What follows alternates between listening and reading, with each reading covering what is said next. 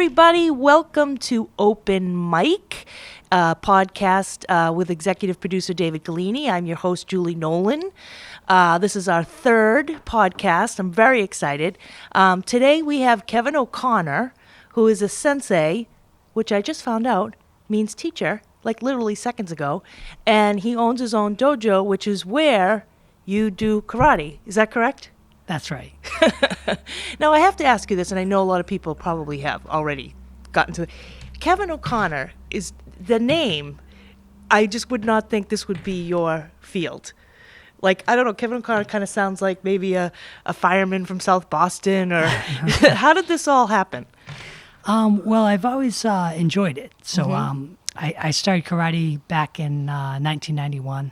Okay. And I started with some friends. I always liked the movies, which is really far different from the reality of things. But I like the idea of... That inspired you watching the movies to get good at it. Yep.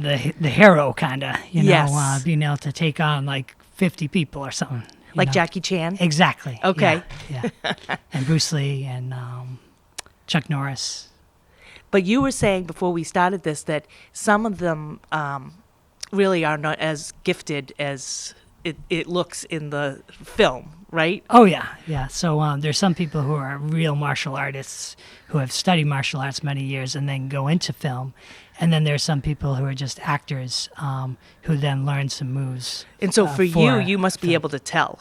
Pretty easily. At this point, yeah. Pretty easily. Yeah. How long have you owned your own dojo?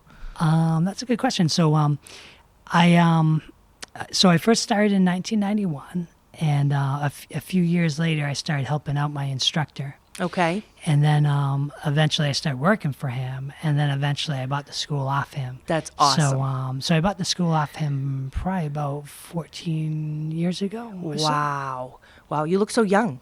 Oh, thank you. I'm not going to ask how old you are. Even though it's open mic, I can ask whatever I want, right? So did you grow up here in Melrose? Yes. Okay. Yeah. Melrose High graduate. Yep. That's awesome. Because I looked you up, and you have tremendous, compliments and recommendations.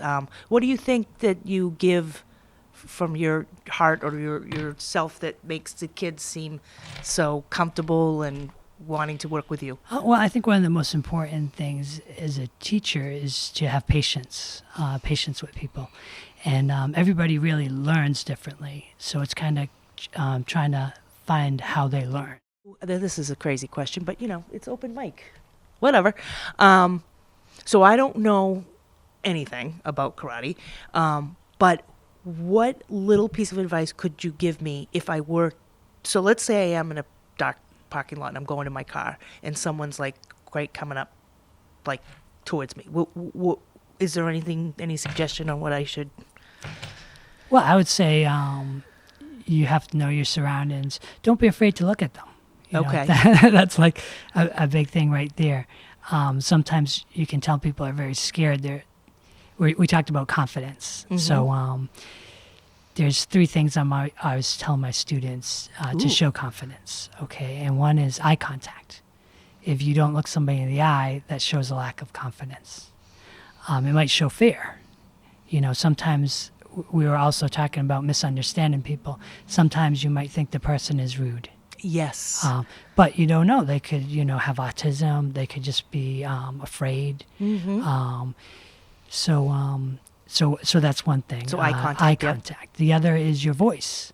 Are you going to speak up? Are you going to be loud? Or are you going to be soft and quiet? If somebody victimized you, would you tell somebody right away? Mm-hmm. These are things that an assailant would think about. Is this person going to be an easy victim? Am I going to be able to get away with the crime? And then the third thing is how you stand and your posture. Are you standing up strong? Do you look like, you're ready for a fight, or do you look weak? Mm-hmm. So those are 3 points of confidence, and I try to instill those in students. So you want to have those. Mm-hmm. Don't be afraid to look the person in the eyes. They might just be somebody walking by. I could tell you a story. This is kind of a crazy one. Please do.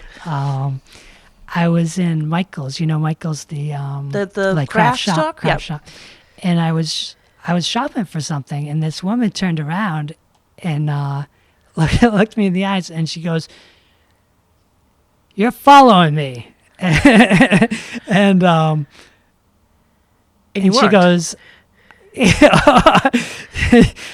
she got all mad at me and stuff, and I was thinking, wow, this lady's crazy, but at the same time, it's rather, I kind of support the fact of what she did, because it's better to be wrong than to be right and get in trouble. Right.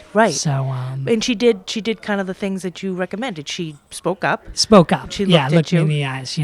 So I wouldn't say to turn around and yell at everybody, No. but let them know they're there, and that you're ready to defend yourself.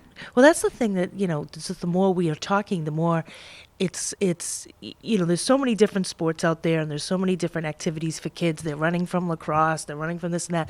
And the more I'm listening to you, it's like, it's life skills. Sure, it's Absolutely. exercise, and Absolutely.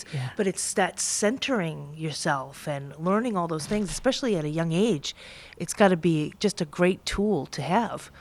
Oh yeah, it's so much about self betterment and self development, and I myself, constantly trying to become a better person. That's what the martial arts is all about. Trying to become a better person. Become a better person. I love yeah. it. And I'm a student for life as well, and I'm constantly learning things from the students that I'm supposed to be teaching.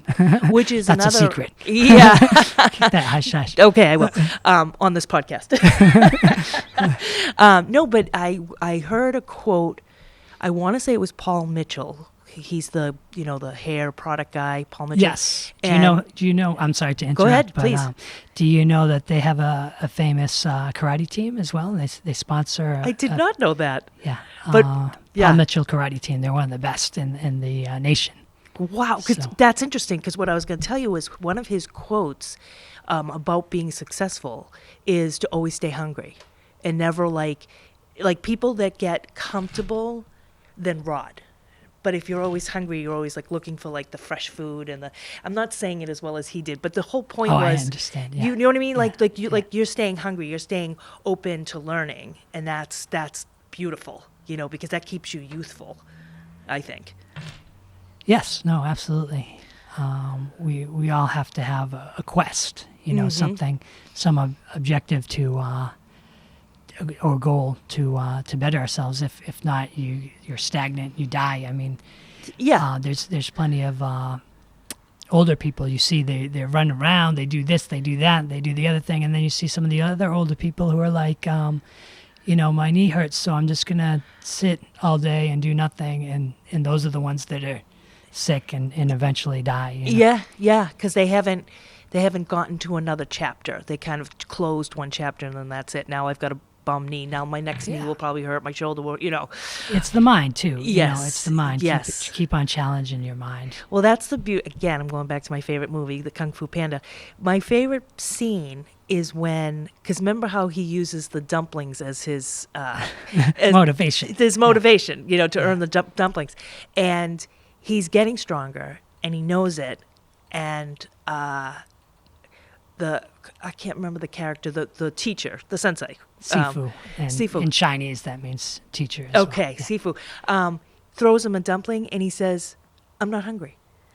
And I just thought that is so powerful because he was probably eating more because he wasn't feeling good about himself. It was just kind of a, and then all of a sudden, he didn't have that void anymore. I just love that transition where he's he becomes confident. Content. Yeah. Yeah. Because remember earlier in the movie, he's like under the peach tree, eating peaches and feeling sorry for himself, and it's such a beautiful journey that you go on with him.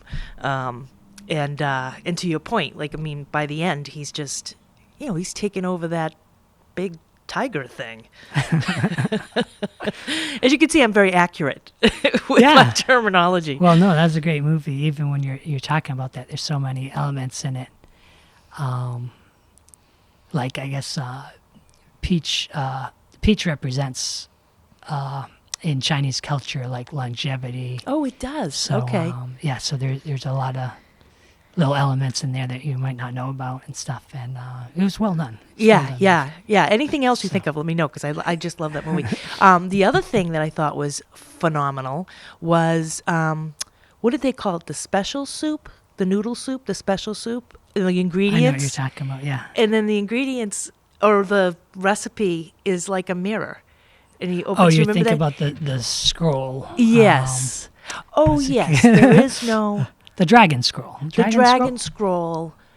Right. Okay, I'm mixing it up. It's the father says he's got the special recipe, and there isn't one. He's just been saying that so people think the soup is so delicious because they've been told that. And then, the scroll, right. And then there is no And it's the mirror, again, like you said, like that's yourself. The power is in yourself.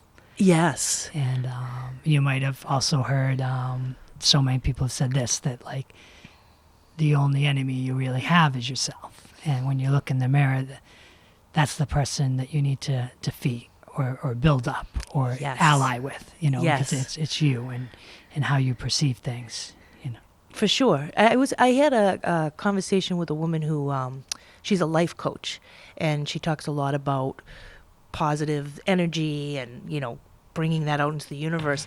And after I spoke with her, I noticed going on Facebook that there's so many people that kind of drudge up things from their past that were hard for them then, and then they're putting it on Facebook. So it's kind of like going the wrong direction. Yes. Do you know what I mean? Like, I'm sorry that you had a loss. I really am. But maybe you could, say, oh, I was thinking of my father when I did a run, or I don't know, just to switch it around so that it isn't so negative. Yeah. Exactly.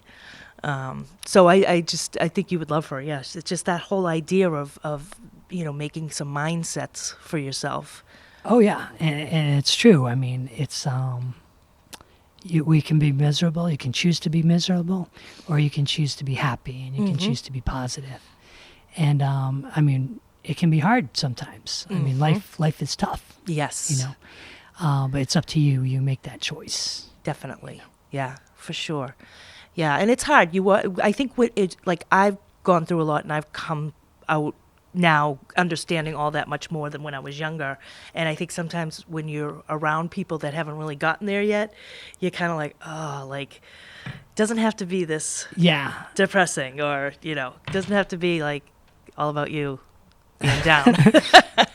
And, sometimes people don't realize that too. If you're negative, that you're kind of, your energy is bringing people around you down. Exactly. So those people won't want to be around you. And so you might, in turn, not have any friends. Mm-hmm. Or people might not seem like they're happy to see you. Right. Right. So just some of those choices and kind of changing your mindset can make you feel better about yourself, and also make everybody around you more attracted to you. And feel better to be around you. So when you're doing karate, do you actually work up a sweat, or is it more like what kind of strenuousness? Well, I think everybody's different. Okay. There are some things that I could do that I've just been doing so long that, like fighting, for example. If I was sparring somebody, just because I have so much experience doing it, it's not super strenuous for me. But but if somebody came in, they would, be sweating bullets or something. Yeah. It's all in the levels. Oh, sure. But I'm sure if I tried to run a marathon or something that I haven't done before, I'm sure I would be sweating bullets. So that's so it's exercise. I would say it's for me it's kind of mild exercise, but it depends on I guess what exactly we're doing. We do so many different things. So how many classes do you teach a day? I teach about it's probably about six classes average, 6-7 classes. And do you have some other teachers with you? I'm or the are they main just guy. assistants? You're it. I do have some helpers sometimes. Okay. Though. Okay. Yeah. And how many kids do you allow in a class? Or is there a limit? There's not really a limit, but Okay. Average is probably about 10 kids. Okay. All right. When's the next sign up? Oh. I'm already thinking about my son. It's something ongoing that anybody can sign okay. up at any time. All right. And I'm assuming you have a website. Yes. Okay. Yeah. KarateProDojo.com. KarateProDojo.com. There we go. That's Look right. at that. I love that you wore that. Well, it's funny. The first time we did this, I didn't know it was going to be filmed, so I came in like basically pajamas. I've upgraded, right, David? Absolutely. This Even is got the hairpiece. A gi. Okay. And And what does that mean? Does it mean uniform? it's just a uniform. Yeah. Okay. Yeah. Okay. So this is typically what most karate people wear. Again, there's different styles. So with the different styles, some people wear different gis. So does that represent different types of karate? Or no? It can. Okay. Yes. Yeah. All right. So, there's the white, traditional white, right? Yes. So usually we have a beginner student. Usually Okay. wears the traditional way. Okay. And that belt is white when you start? That's correct. Okay. You know quite a bit. You're probably a me. hidden black belt. No. Okay, so white, then, well, let's have some fun with it. I don't know. I know it goes to black, and there's the brown. But is there a red? In some styles of karate, there is a red, but not in the style I teach, Okay. which is Kempo. Okay. So I think in Shotokan, I think there's a red belt, and some other styles too. Okay, okay. Because some of them have, like, real ornate. How does that work? Are you talking about uniforms or belts? Yeah, uniforms.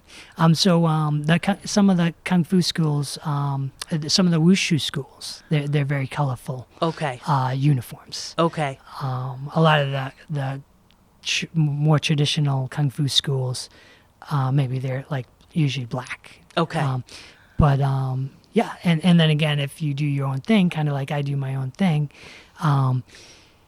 like Kempo is the template of what we teach and what we do. But if I wanted to have a purple uniform, it wouldn't be, it wouldn't be a big deal. Maybe it would be a marketing thing, Maybe Yeah. I say more people like purple. Okay, we're going for purple. Okay, so because you're the owner, you have that freedom to have your school be the way you want it. Correct. That's there are nice. some people who are very strict and very traditional, and they belong to a franchise and a system, and they have to do things very specific according to that system. But I would say the majority of people, no. That's nice. It's nice to be your own boss, isn't it? It is, Yeah. It can be tough too, though, because you have to no one else to constantly turn motivate to. yourself. Yeah. So when do you start work and when do you end work normally?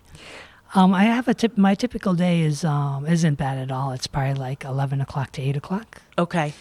And Monday through Friday, I work on Saturdays. Okay. Today's Friday. Friday, I just come in and usually do office things and That's stuff. nice. So, just have a little no low-key pressure. day. Yeah. I don't know if you'll know the answer to this, but I go to acupuncture, and for whatever reason, from noon to 4, he's closed. So it has something to do with Chinese medicine, but I don't know if you would know what it was. So he's open from 8 in the morning till noon, then he's closed from noon to 4, and then he's back open from 4 to 8. I don't know.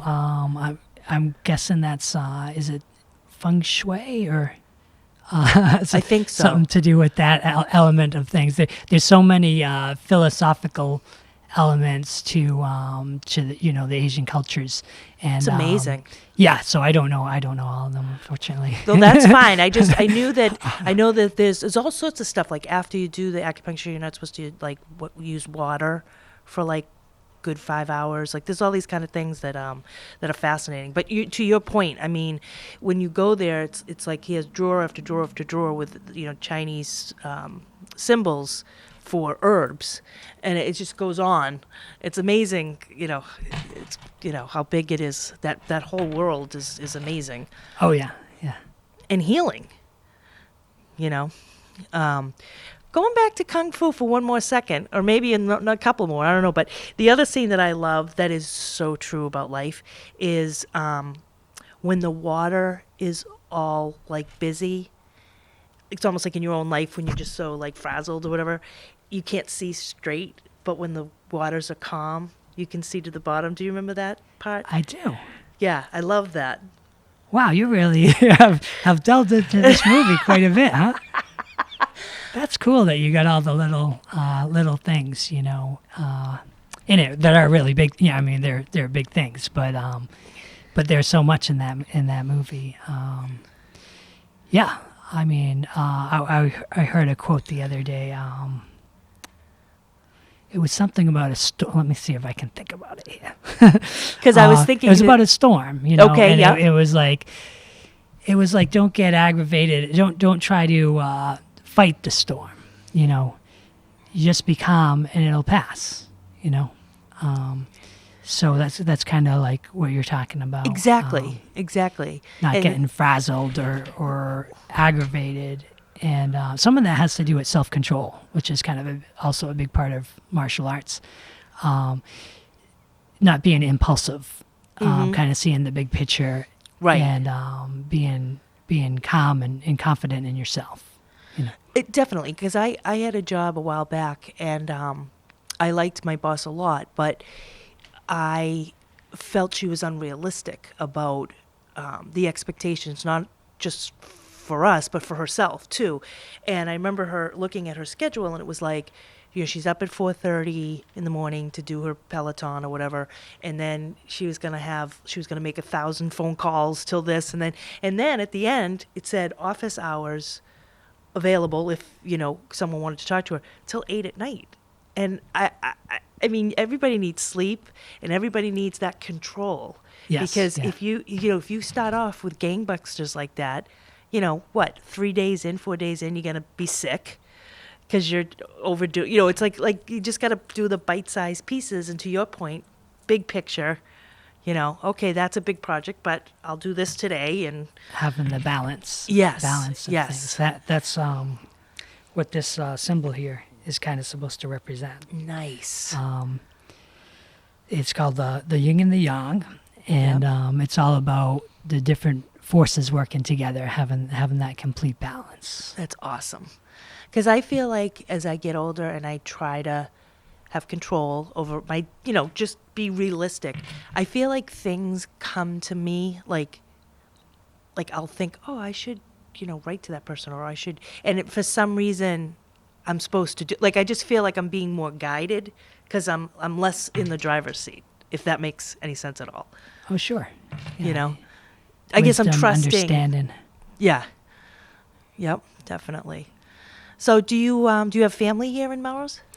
Yeah, most of my family lives in Melrose and some of the surrounding cities, Nice. which makes it easy during the holidays and things. Totally. Same with me. Visiting people and Yes, stuff. Everything's yes. super easy. Have you ever had any of your family as students?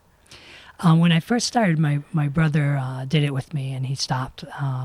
Some of my friends did it with me, and they stopped. Yeah, But I loved it so much, I stuck with it. I think that's fantastic. No, I don't really. My family doesn't really do it. Actually, my sister did it too. A little bit of everybody did it for a little bit. Right. I have some nieces and nephews now that I'm trying to teach a little. Awesome. Yeah, it's kind of it's one of those things. I think it's valuable for everybody, Yes. but not everybody likes it or kind of understands it. No, exactly. That's kind of how I felt about yoga. I get it, but I don't know. It just doesn't work for me. I do better at like a boot camp or something like that. I need somebody to yell at me. Go run. Okay. But yeah, like you said, to each his own. But that's fantastic. So how many years have you had this business? Is it 14, did you say?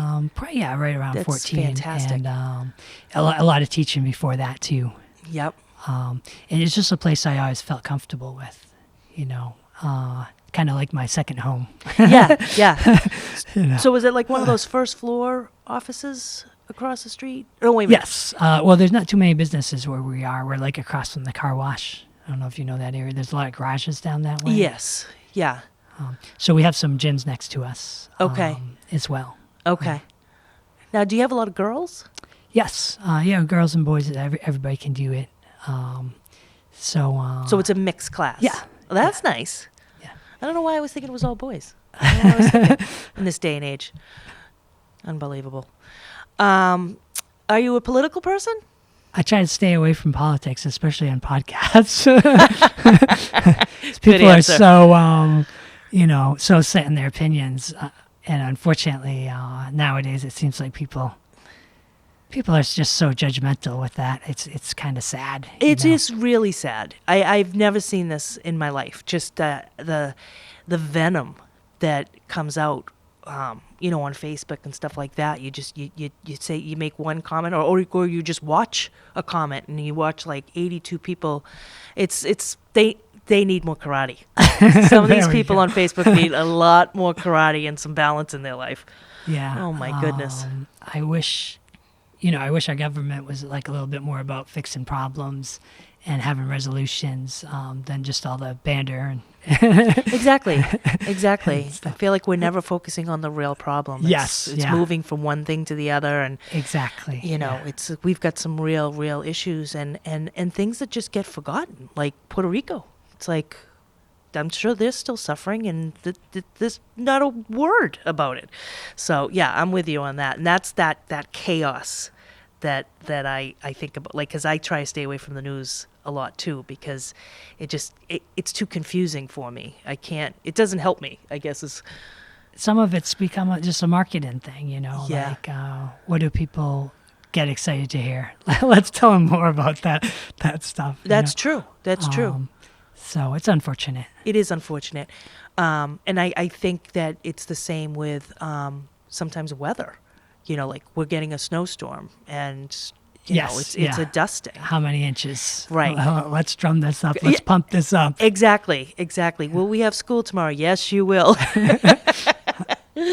Oh my goodness. But yeah, so that sounds nice. I really I'm glad that we met, because I like I said, I knew a little bit, but I think it's such a life choice to, all the things that you're teaching these kids. It's fantastic. Because what's better than confidence? Yeah, I mean it's a lot of fun too, and like I was telling you, everybody really does it for something different. Yes. Somebody might come in and they might already have confidence. Mm-hmm. But maybe they lack self-control. Yes. I have Maybe some- it's like some of moves into cocky. Those people, yeah, exactly. I have some of those students too. Maybe they have confidence, but they don't have physical skills. I have some students that come in, they're kind of clumsy and awkward. Mm-hmm. So there's so many aspects to it, and it's something that everybody can benefit from in their own way. Yes, exactly. The only thing I can kind of relate to with that is I do vision screening for elementary children, and every time I do it, I learn something more about the different style of children. Yes, Like some are very, some are very confident and kind of think this is a waste of their time, and so they come up. I can tell by the way they walk, and they just rattle off the numbers or letters, and it's all done. And then you have another child that will come up as frightened, absolutely frightened, doesn't know what is happening. And so to your compassion of like the different styles, I've moved to that, because I realize with some I'm talking too fast, because I'll kind of help them, like if they say a letter and I'll go no, or I'll go, oh, let's look at that again, but I don't know, each child needs almost a different approach. It is like that, and it can be hard sometimes. I mean, if you have your job to do, and you're managing a class, and we have to constantly remember that. Yes. If you get caught up in what you're doing, and you just expect everybody to be on the same page, and it's go go go go go, and you kind of forget some of that. Again, you're gonna judge the child or the student differently than who they really are. Exactly. Yeah. Exactly. I had a And, girl, one little girl, because the machines are old, so they're not the apple under the picnic table. Did you have that test when you were a kid? Oh yeah, Yeah, the apple. They don't. It's not quite that old, but it's the same idea where you look in, and it's tricky because you have to look in the right set of eyes, and if you don't, it's just blank.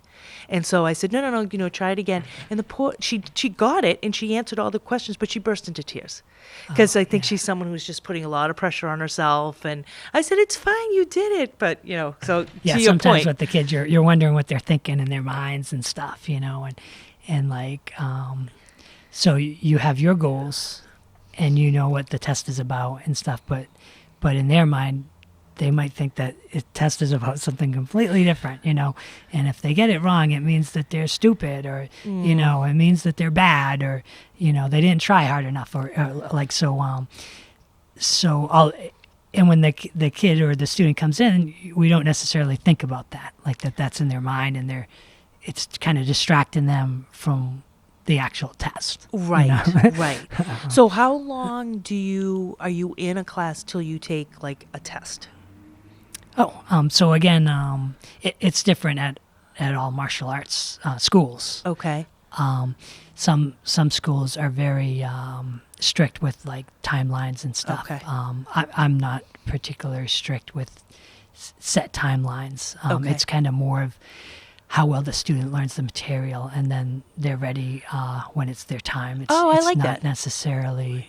It's not we time all test sensitive. in 3 weeks. Yes. So and if you're not ready, right. So you approach it individually. I do, and you would say to that one child, "I think you're ready for whatever it is." Exactly. We kind of with each belt we break the curriculum up into four sections. Okay. And we give them like a stripe on their belt. And then for children, adults, it's a little different. But for children, we also have a 5th stripe, which is kind of based on their behavior at home and in school. I like that.